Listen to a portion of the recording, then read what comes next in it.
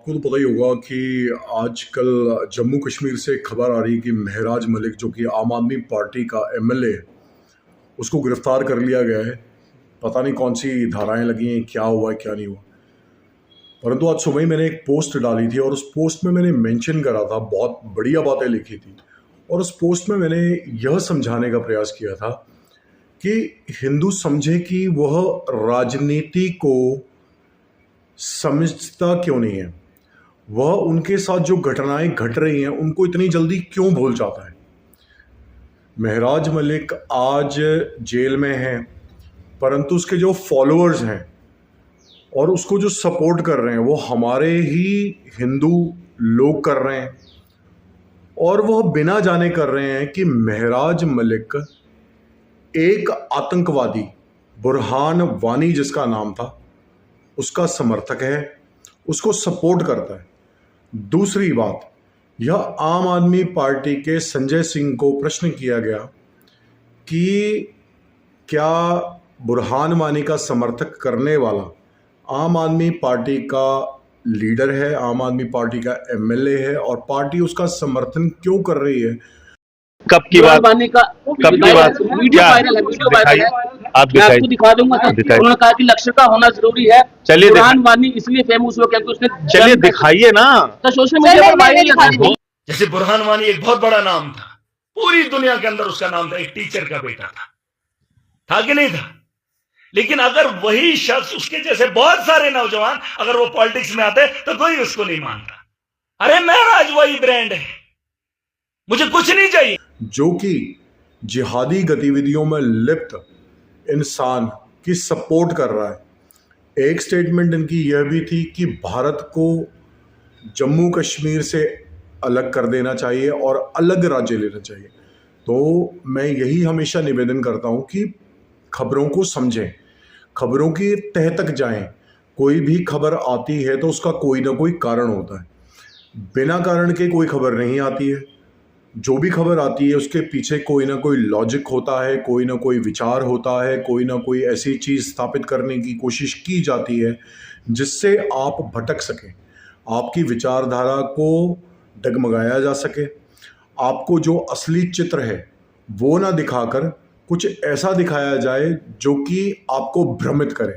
अब यह advocate ma'am है, जम्मू से हैं, हिंदू फैमिली से हैं। इस तरह का कल जो वाक़या सामने आया, महराज मलिक को अरेस्ट किया गया पीएसए में, लगभग 24 घंटे से ज़्यादा का समय हो चुका है, दूसरा दिन है। क्या कुछ आप पूछ सकते? देखिए, जो लोग भी मुझे इस वक्त सुन रहे हैं, I am going to give you an update of Maharajuddin Malik. क्या स्टेटस है महराज मलिक का आज? इस वक्त हम खड़े हैं कठुआ में। We are hardly 2 minutes away from the jail premises. Kathua jail से हम सिर्फ 2 मिनट की दूरी पर ही हैं। सबसे पहले मैं महराज के फॉलोअर्स को, महराज के वोटर्स को और महराज की वो दुनिया भर के फॉलोअर्स जो उनको फॉलो करते हैं, जो उनको देखते हैं, उनके फैंस, चाहे वो सोशल मीडिया फैंस हो, चाहे वो उनके काम की प्रशंसा करने वाले फैंस हो, उनके लिए मेरा ये लाइव अपडेट है। कल महराज को तकरीबन रात के 11:30 बजे कठुआ जेल लेके, मैं इनसे पूछना चाहूँगा कि कौन से मुस्लिम वकील ने हमारे किसी ऐसे क्रांतिकारी का केस लड़ा जिसके ऊपर भगवा आतंकवादी होने का इल्ज़ाम लगा, या उसके ऊपर कोई ऐसी एफआईआर है जिसमें उसने कोई ऐसी गतिविधि की हो जिसमें बहुत से लोगों को हार्म किया गया हो और उसका किसी मुस्लिम वकील ने केस लड़ा हो। तो यह छद्म युद्ध है। आप लोगों को समझना पड़ेगा कि हमारे ही बीच में बैठे हुए लोग, हमारे ही विचारधारा के लोग कहीं ना कहीं इस युद्ध को समर्थन देते हैं।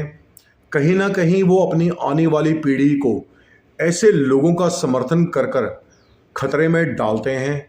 जब महराज मलिक जैसे लोग पावर में आते हैं तो 1990 में जिस प्रकार कश्मीरी पंडितों को भगाया गया, उसी प्रकार के सीन क्रिएट होते हैं। 1990 में जो हमारे होम मिनिस्टर थे, आप उनके बारे में सर्च कीजिएगा, उन्होंने तो अपनी बेटी का किडनैप तक करवा दिया था आतंकवादियों को रिलीज़ करवाने के लिए। तो आप समझें, हर कहानी के पीछे जो भी न्यूज़ चैनल्स द्वारा गढ़ी जाती है उसके पीछे कोई ना कोई ऐसा षड्यंत्र होता है जिसे हमारा समाज नहीं समझता। आज इस बुरहान वानी के समर्थक को हमारे ही हिंदू सोशल मीडिया पर सपोर्ट कर रहे हैं, हमारे ही हिंदू लिख रहे हैं कि महराज मलिक के साथ गलत हुआ, परंतु उन्हें नहीं पता कि यही महराज मलिक कहीं ना कहीं अंदर बैठकर पॉलिटिकल पावर में आने के बाद आप लोगों को मास नरसंहार जो कि बहुत बड़े पैमाने पर होता है उसमें आपको चुन चुन कर आप लोगों से बदला लेगा। आप यह लड़ाई समझें और यह लड़ाई समझनी बहुत आवश्यक है। और मेरा निवेदन रहेगा ऐसे वकीलों से और ऐसे लोगों से जो पीछे तिलक लगाकर खड़े हैं और अपने बच्चों के भविष्य की फिक्र किए बिना राजनीतिक लाभ के लिए अपने आने वाली पीढ़ी का फ्यूचर और भविष्य गर्त में डाल रहे हैं। धन्यवाद। जय श्री राम।